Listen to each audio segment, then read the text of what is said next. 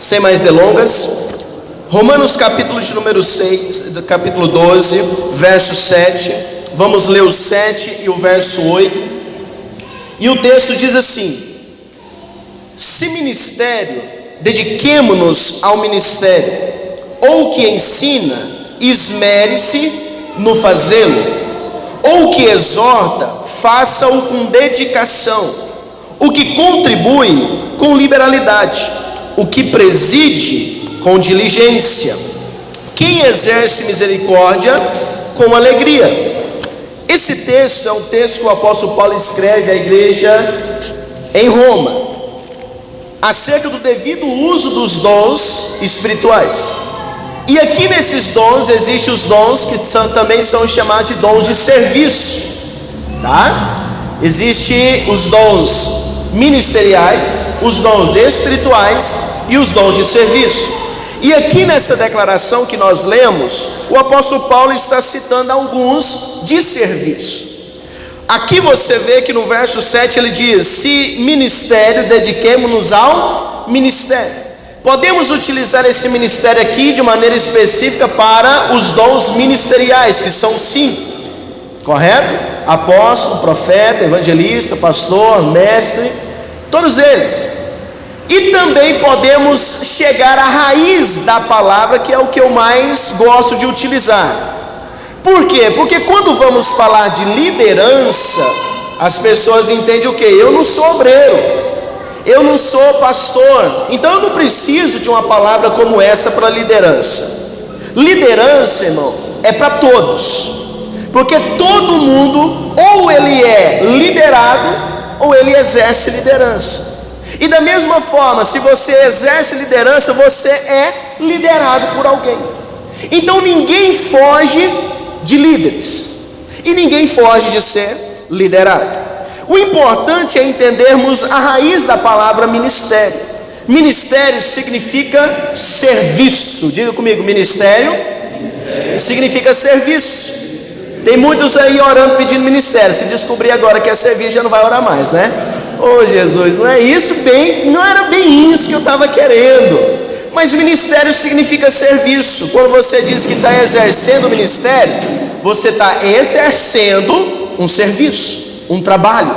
E aqui a Bíblia está dizendo exatamente isso. Mas eu quero focar com você no que diz o verso 8: ou que exorta, faça-o com dedicação, o que contribui com liberalidade, o que preside com diligência. Essa palavra preside quer dizer lidera, líder. E esse líder, ele tem que liderar com diligência. E a palavra diligência significa cuidado. Então a primeira coisa que eu quero que você anote aí é isso. A palavra preside significa lidera, ou líderes. E diligência significa cuidado. Duas coisas que devem andar juntas, são inseparáveis. Líderes têm que ser cuidadosos. Líderes têm que ser cuidadosos. E aqui a cargo de introdução para a gente entender o que é liderança. Liderança é influenciar as pessoas. Liderança é a capacidade que uma pessoa tem de influenciar outras pessoas. Liderança é a arte de crescer junto. Eu gosto dessa definição de liderança. Liderança é a arte de crescer junto. O líder não está interessado em sair disparado na frente dos seus liderados. Muito pelo contrário, ele está interessado no crescimento junto. Então liderança é isso, é a arte de crescer junto. A palavra-chave para liderança é influência. A palavra-chave para liderança é influência. O líder, ele é aquele que inspira, o líder é aquele que anima, e o líder, ele é aquele que conduz pessoas. Isso é um líder. Para iniciar aqui a cargo de introdução, o que é um líder? O líder é aquele que vai inspirar outras pessoas. O líder é aquele que vai animar outras pessoas. E o líder é aquele que vai conduzir outras pessoas. Isso aqui são características indispensáveis em um líder, porque é isso aqui que vai diferenciar ele de um líder bom de um líder ruim. Um líder bom é esse que inspira, que anima e que conduz pessoas. A verdadeira essência de todo o poder de influenciar está em levar as outras pessoas a participar. O líder, quando ele vê uma pessoa isolada, ele faz de tudo para trazer ela para junto, para perto, para compartilhar, para viver e participar. Isso é liderança, tá? Então olha só, Myles Munroe era um grande pastor que trabalhava com liderança, e ele disse algumas coisas que são, eu digo, que são extraordinárias. Ele diz algumas coisas como: primeira coisa, nada acontece sem liderança. Preste bastante atenção em toda a história bíblica. Tudo que Deus executou na terra foi através de um homem. Sempre Deus, em toda a história, levantava um homem. Então isso aqui encaixa-se muito bem. Nada acontece sem liderança. Nada. Então preste bastante atenção em você agora. Se você quer crescer, se você quer chegar em um lugar melhor, estar em uma posição melhor, você tem que estar debaixo de liderança. Nada acontece sem liderança. Segunda coisa, nunca haverá mudança sem liderança. Sem liderança não há mudança. Sem liderança nada se desenvolve. Sem liderança nada melhora. Sem liderança nada é corrigido. Nada. O maior marco da história do homem aqui na terra aconteceu por causa de um grande líder, por causa de Jesus. Através de Jesus houve o quê? Mudança. Através de Jesus algo extraordinário aconteceu. Através de Jesus houve desenvolvimento. Através de Jesus houve mudança, melhora. E através de Jesus algo foi corrigido. Jesus, ele é um espelho de uma excelente liderança, e é o que nós usamos como base para a nossa vida. Olha só isso aqui que eu quero que você grave, que você anote, por favor. Todo mundo, em todo lugar, em todo tempo, está sendo dirigido ou liderado. Isso aqui é para aqueles que gostam de ser rebeldes. Eu não obedeço ninguém. Quem manda em mim sou eu mesmo. Quem manda no meu nariz sou eu. Mentira, irmão. Isso é mentira. Porque todo mundo, em todo lugar, em todo tempo, está sendo dirigido ou liderado. Você pode não aceitar a liderança de um líder espiritual, mas querendo ou não, você está debaixo de uma liderança no natural. O seu patrão manda em você.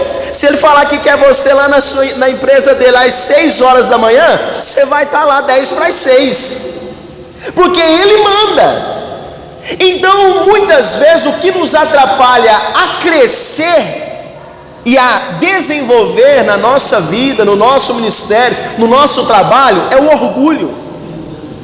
É o orgulho de não aceitar isso. Todos nós, em todo lugar, em todo tempo, estamos sendo dirigidos ou liderados. Isso é algo extremamente importante para a gente colocar aqui, ó, na cabeça, e aceitar no coração. Existe uma liderança, e essa liderança é preciso ser respeitada. Se eu quero ter uma vida eficaz, irmão, eu tenho que responder 5 perguntas, e eu quero que você escreva essas 5 perguntas, tá?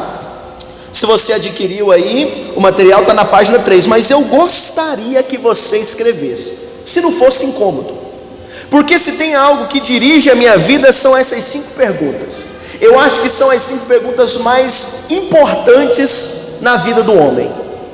Primeira pergunta: quem sou eu? Irmão, tem gente com 40 anos que não sabe responder isso, meu amigo. Tem gente que está quase morrendo e não sabe responder essa pergunta. É uma pergunta que vai seguir você o resto da vida, porque tem hora que você parece que descobre, tem hora que parece que você não sabe mais do que é. No final da vida você fala, será que eu era isso mesmo? Então ela vai te seguir o resto da vida. Quem sou eu? Mesmo quando você encontrar a resposta para essa pergunta, que vai refletir a sua identidade, quem sou eu? Fala de identidade. Até quando você descobrir quem realmente você é, você vai ter que sustentar isso aí até o final da sua vida. Porque até o final da sua vida vai ser criadas circunstâncias, situações, problemas que vão de encontro a isso, que vão tentar tirar isso de você, tirar a sua identidade. Então essa é a primeira pergunta: quem sou eu? Segunda pergunta: de onde eu vim? De onde eu vim? Essa pergunta fala de fonte. Quem aqui veio do macaco, levanta a mão. Não, é muito importante a gente saber que todo mundo aqui tem certeza disso. Quem aqui veio do macaco? Quem aqui veio da explosão do Big Bang? Isso é muito importante, você saber de onde você veio, qual é a sua fonte. Porque quando você descobre a sua fonte, você vai descobrir a resposta para a terceira pergunta. E a terceira pergunta é: por que estou aqui? Por que estou aqui? Essa pergunta fala de quê? Propósito. Você só vai descobrir o propósito da sua vida se você descobrir o quê? A sua fonte. Se você não descobriu de onde você veio, qual é a fonte da sua vida, da sua existência, você não vai descobrir o quê? O seu propósito de vida. Quando você compra uma máquina de lavar, vem junto com ela o quê? O manual. E o manual é de quem? Do fabricante. O fabricante está dizendo: foi eu que criei, e esse é o propósito dela. Agora imagine isso na sua vida. Pense bem nessa ilustração que eu vou trazer para você agora. Alguém aqui já tentou fazer comida numa máquina de lavar? Alguém aqui já tentou? Tem algum doido aí? Não dá certo não, né? Alguém já tentou lavar roupa num fogão? Alguém já? Já vi muitas histórias, irmão, de pessoas quando estava muito embriagado, eles chegavam em casa e usavam o guarda-roupa como banheiro. Geladeira. Mas em sã consciência, você usaria uma máquina de lavar para fazer comida? Não. Por quê? Porque não é o propósito dela. Entenda bem, irmão, sob propósito existe um propósito que nos une. Esse propósito é glorificar o nome de Deus. Esse propósito nos une. Mas cada um de nós, como cada um tem o seu próprio DNA, cada um tem a sua missão de vida particular. Cada um tem a sua missão de vida particular, que distingue você das outras pessoas. Isso é importantíssimo. A marca Colormac, ela fabrica tanto máquina de lavar quanto fogão, sim ou não? Fabrica os dois. Os dois pregam a Colormac, porque os dois vêm com o nome deles. Ou seja, o bom funcionamento dos dois vai glorificar o nome de quem? Da Colormac. Mas cada um tem uma missão específica. Um é lavar roupa, o outro fazer comida. Agora presta atenção, tanto que tem ser humano doido. Tem ser humano hoje que nasceu para fazer comida e está lavando roupa. Tem ser humano que nasceu para lavar roupa e está fazendo comida. Eu quero que você saia daqui com essa ilustração na sua cabeça. Imagine você, uma máquina de lavar que está sendo usada para fazer comida. Eu quero que você identifique o propósito da sua vida, porque quanto mais rápido você identificar o propósito da sua vida, mais rápido você alcançará o sucesso pelo qual Deus te criou.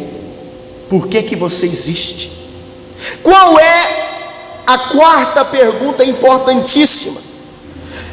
Primeira pergunta fala de identidade, a segunda pergunta fala de fonte, a fonte vai revelar a terceira pergunta, que é o propósito.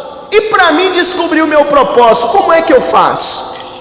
Uma das coisas que nós usamos para facilitar a identificar o nosso propósito é saber qual é a minha capacidade. Isso fala de quê? De talento.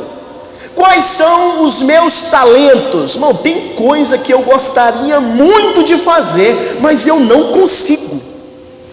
E tem pessoa que não faz força alguma e consegue, com uma facilidade enorme.